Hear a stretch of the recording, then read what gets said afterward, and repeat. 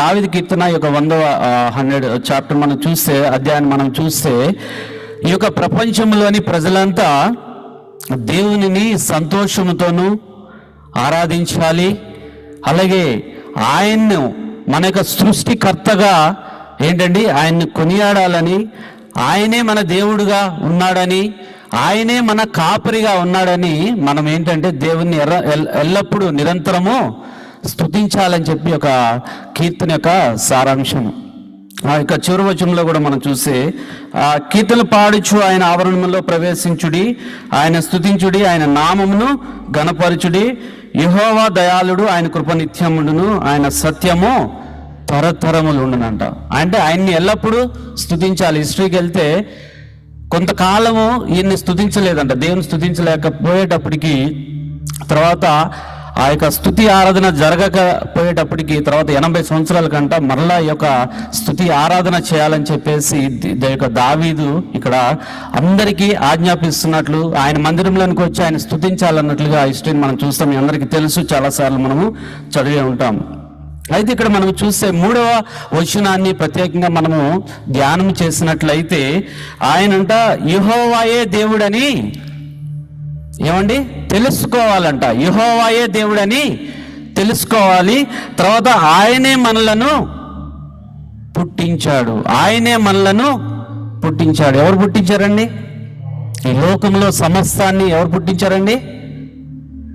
ఎవరండి?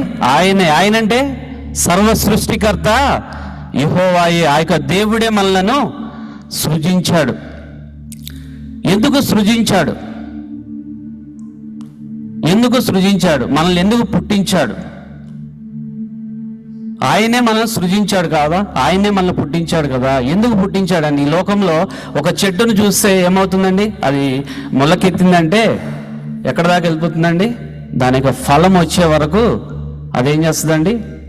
పెరుగుతూ ఉంటుంది. తర్వాత దాని యొక్క ఫలాన్ని, ఒక కొబ్బరి చెట్టుని మనం చూసుకున్నాం అనుకోండి, కోకోనట్ ట్రీ చిన్నగా పుట్టింది, తర్వాత పెరుగుతూ ఉంటుంది, తర్వాత దాని యొక్క ఫలాలు. ఒక మామిడికాయ చెట్టు చూసుకుంటే అట్లా ఏంటంటే అది పెరుగుతూ ఉంటుంది. దాన్ని పుట్టించిన విధానం చూస్తే అది పెరిగి ఏం చేస్తుందండి? ఫలాలు ఇస్తుంది. దేవుని స్తోత్రం, హల్లెలూయా. పెరిగి ఫలాలు ఇస్తుంది. కానీ మానవుల్ని పుట్టించిన విధానం ఏంటి? దేవుడు ఎందుకు మానవులు పుట్టించాడు? తినడానికా? లేదంటే తాగడానికా? లేదంటే మన ఇష్టం వచ్చినట్లుగా మనము ఉండడానిక?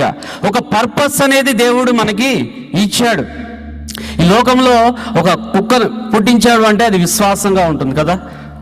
లేదంటే ఒక పావురాన్ని, లేదంటే ఒక పక్షిని పుట్టించాడు అంటే ఒక పర్పస్ అనేది ఉంటుంది.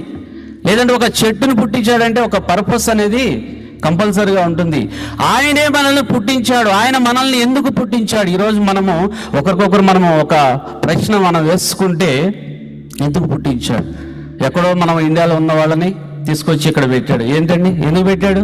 యుఎస్లో ఎందుకు పెట్టాడు? ఒక పర్పస్ అనేది ఉంది.